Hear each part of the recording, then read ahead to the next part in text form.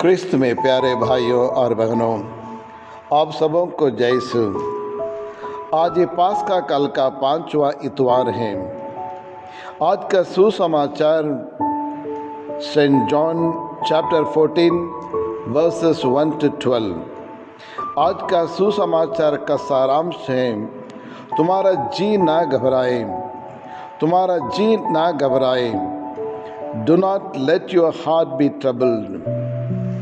पिछले 40 दिनों से ज़्यादा हम में से हर एक व्यक्ति लॉकडाउन के काल में जी रहे हैं और यह भी नहीं मालूम है कि और कितने दिनों तक बंदिश का जीवन जीना पड़ेगा। और अभी से कई चिंताएं हमें सताने लगी। नौकरी का क्या होगा, बिजनेस का क्या होगा, स्कूल कॉलेज और ऑफिस कब खुलेंगे, रोजगार का क्या होगा। इन सारी चिंताओं से इंसान का जी घबराने लगी और कई देशों में लाशों का ढेर ट्रकों में भरकर निकल रहा है और सैकड़ों लोग इस कोरोना वायरस के शिकार बनते जा रहे हैं हर दिन। यानी हर एक देश के हर एक इंसान का जी घबराने लगी। कुछ समझ में नहीं आता कि इस भय से कैसे बच जाए। लेकिन इस संदर्भ में प्रभु यीशु हम सबको आश्वासन देकर कहते हैं कि तुम्हारा जी ना घबराए, यानी तुम मत डरो, भयभीत ना हो, मैं तुम्हारे साथ हूँ। और तुम ईश्वर पर विश्वास करो और मुझ में विश्वास करो। प्रभु यीशु इस संसार को छोड़कर पिता परमेश्वर के पास जाने से पूर्व अपने शिष्यों से बातचीत की, जो अपने परिवार, घर द्वार, रिश्तेदार, नौकरी और सब कुछ छोड़कर यीशु के पीछे हो लिए थे। यीशु ने कहा, मैं इस संसार को छोड़कर मेरे पिता के पास जा रहा हूँ। वहाँ तुम्हारे लिए, तुम में से हर एक व्यक्ति के लिए एक स्थान का प्रबंध करने में जा रहा हूँ, इसलिए डरो मत।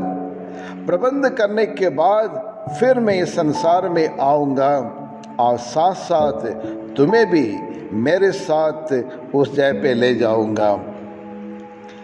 मेरे आने से पहले डरो मत, भयभीत ना हो, बिल्कुल नहीं घबराना। लेकिन मनुष्य अपनी बीमारियों, विपरीत परिस्थितियों एवं अपनी कमजोरियों और अपनी आर्थिक स्थितियों को देखकर डर जाते हैं, भयभीत हो जाते हैं और चिंता करने लगते हैं। हर इंसान के जीवन में डरावना परिस्थिति आ सकती है। कुछ लोग आपके विरुद्ध खड़े हो सकते हैं और आपसे लड़ भी सकते हैं, या फिर इस दुनिया की बुराई की शक्तियां आपको सताने की कोशिश कर सकती हैं। लेकिन आप डरो मत। क्यों ना डरना? क्योंकि और बाइबल कहती है विधि विवरण ग्रंथ और अध्याय 20 और 1 में, जब तुम अपने शत्रु से लड़ने जाओ और घोड़ों, रथों और उनकी सेना को अपने से अधिक संख्या में देखो तो उससे नहीं डरो। प्रभु तुम्हारा ईश्वर जो तुम्हें मिस्र देश से निकाल लाया, आज तुम्हारे साथ है। यानी ईश्वर पर भरोसा रखने वालों एवं प्रभु यीशु पर विश्वास करने वालों को कुछ नहीं होगा। कोई चिंता करने की ज़रूरत नहीं है। चाहे कोई भी तुम्हारा परंपरागत दुश्मन हो, या तुम्हारा विरोधी क्यों ना हो, या फिर रंजिश रखने वाले क्यों ना हो, या फिर कोई विकट परिस्थिति क्यों ना हो, या बेकार सिचुएशन या सर्कमस्टेंसेस भी क्यों ना हो, तुम कभी भी डरो मत। क्योंकि बाइबल कहती है, योशुआ ग्रंथ अध्याय 1 और पद संख्या 5, जब तक तुम जीवित रहोगे कोई तुम्हारे सामने ना टिक पाएगा। मैं जैसा मूसा के साथ रहा वैसा ही तुम्हारे साथ भी रहूँगा। मैं तुम्हारी सहायता करूँगा, तुम्हारा कुछ बिगड़ने नहीं दूंगा, ना कभी तुम्हें छोड़ूंगा, ना कभी तुम्हें त्यागूंगा। जी हाँ क्रिस्त में प्यारे भाई और बहनों, मुसीबत के समय और दुख संकट में आपका दोस्त, आपके रिश्तेदार, आपकी पत्नी या पति या फिर अपने बच्चे और आपको छोड़कर जा सकते हैं, लेकिन ईश्वर आपको कभी भी किसी भी परिस्थिति में और किसी भी मुसीबत में और आपको नहीं छोड़ेगा, क्योंकि ईश्वर की नज़र में तुम एक बहुमूल्य व्यक्ति हैं। आज के दूसरे पाठ कहता है,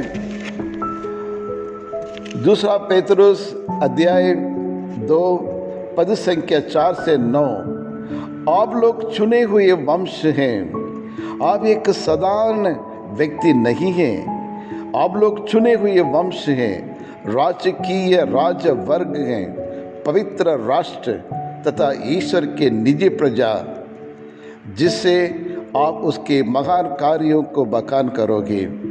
जी हाँ क्रिस्त में प्यारे भाई और बहनों, हम मनुष्य ईश्वर की दृष्टि में बहुत मूल्यवान हैं, और इसलिए ना कोरोना की महामारी या कोई बीमारी या कोई दुनिया की कोई भी बुरी शक्ति ईश्वर के हाथ से आपको नहीं छुड़ा सकता है, क्योंकि ईश्वर आपको अपने हथेली पर अंकित किया है।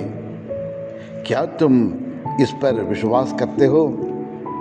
क्या तुम ये विश्वास करते हो कि और प्रभु यीशु और मुझे अपने हाथ में संभाल के रखता है? हम में से हर एक व्यक्ति डरता है, लेकिन स्पिरिचुअल मैन यानी धर्मी व्यक्ति कभी भी नहीं डरता है, क्योंकि उनको मालूम है कि यीशु के पास महाशक्ति है और सामर्थ्य है, और वह अपनी पवित्र लहू से हमें सुरक्षा प्रदान कर सकता है। और यह भी विश्वास करता है कि जो मुझ में निवास करता है वह दुनिया में रहने वालों से भी बड़ा सामर्थ्य और सर्वशक्तिमान है। खंडवा के किसी एक गांव की महिला, जिसका नाम है रमा प्रजापति, और उसकी कई वर्षों से उसको स्वास्थ्य ठीक नहीं रहा। कई डॉक्टरों के पास जाकर इलाज करवाई, लेकिन कुछ ज़्यादा फायदा नहीं हुआ। गले के 2-3 ऑपरेशन करने के बावजूद भी परेशानियां और बढ़ने लगी, और बिल्कुल उन्हें आराम नहीं मिला, और भोजन करना बंद हो चुका था। सिर्फ तरल पदार्थ यानी जूस और दूध और इस तरह की और लिक्विड फूड ही वो ले सकती थी, और उनके पूरे शरीर में आग जैसे जलन से परेशान थी। एक दिन मेरे पास आकर और कहने लगी, फादर जी मुझे बचा लो, मैं ईसा मसीह से मैं प्रार्थना करता हूँ, आप मेरे लिए प्रभु यीशु से प्रार्थना करिए। मैं बहुत परेशान हूँ, मैं हर प्रकार के इलाज करके थक चुकी हूँ, निराश और हताश हो चुकी हूँ, मरने के अलावा मेरे पास कोई चारा नहीं है करके रोते हुए कहने लगी।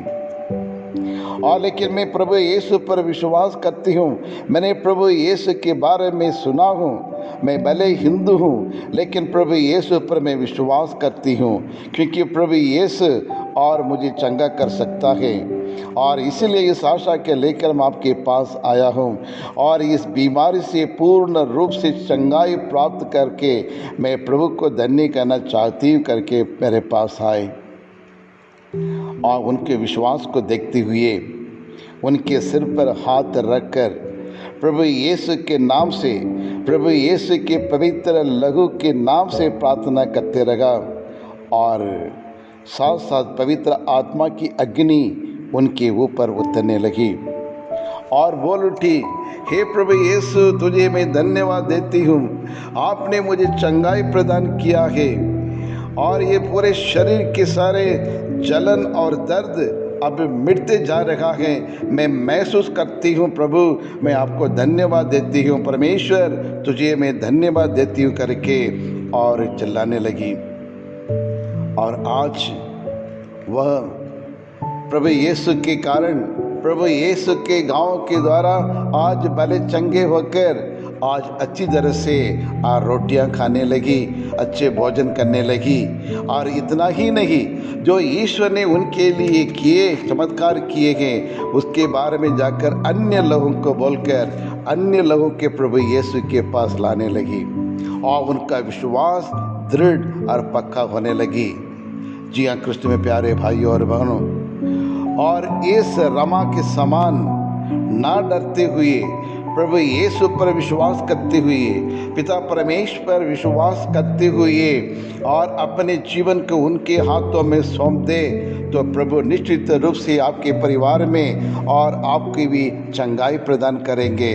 आपके पारिवारिक दुखों को, तकलीफ़ों को, परेशानियों को दूर करने में सामर्थ्य हमारे प्रभु यीशु क्रिस्त में। तो आइए हम प्रार्थना करें। ये दयालु परमेश्वर, हम तुच्छ मनुष्यों पर दया कर, हमारे मन के अंधकार को अपनी दिव्य ज्योति से दूर कर जीवन के हर प्रकार के डर को मिटा दे प्रभु, और हमें धैर्य एवं साहस से भर दे ताकि हम आप पर निरंतर विश्वास कर सकें और जीवन में अधिकाधिक और अनुग्रह एवं कृपा आपसे हम ग्रहण कर सकें। यही प्रार्थना हम करते हैं हमारे प्रभु क्रिस्त के द्वारा। आमीन।